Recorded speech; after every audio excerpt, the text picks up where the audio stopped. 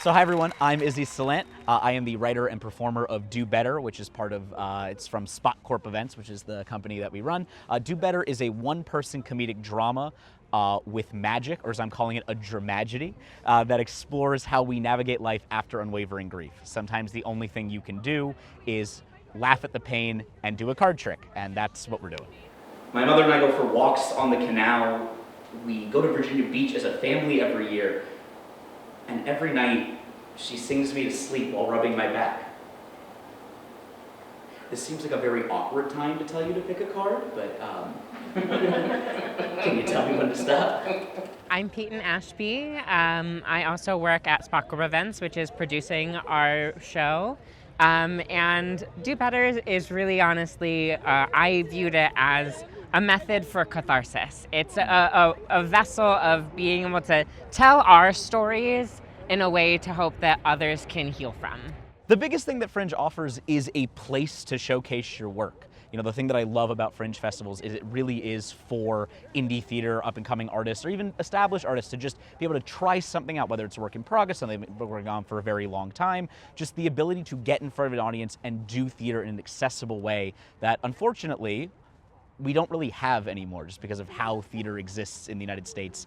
And as much as we want to uplift voices, there's only a certain amount of theaters that are able to have a certain amount of performances in a certain amount of seasons. And Fringe gives everyone the opportunity to say, hey, what if we did like 50,000 shows in one area? And we're like, yeah, why not?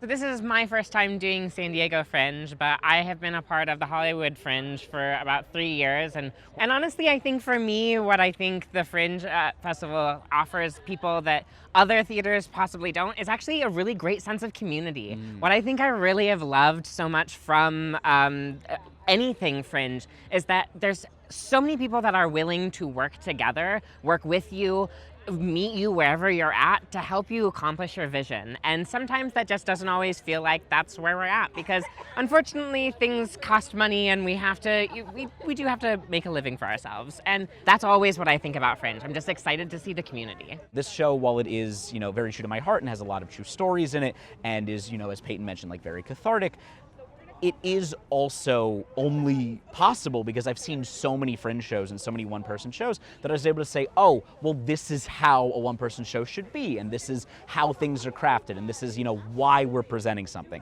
So I think even in general, even if the artists themselves are not directly working with somebody else, they're feeling inspired by it.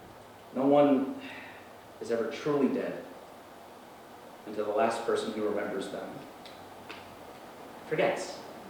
Well, I stopped having a social life in 8th grade, and during that time, I found magic, and I just never stopped doing magic. But I knew I wanted to tell a story. I knew I wanted to do storytelling. It's what I do. I'm a journalist. I'm a playwright. Like, that's how I make a living.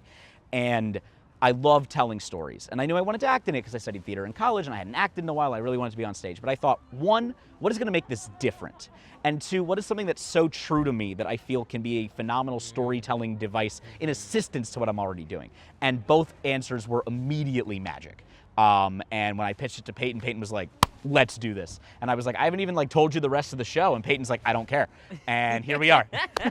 I am going to ask you just to tap the back of any of these cards. Not that one.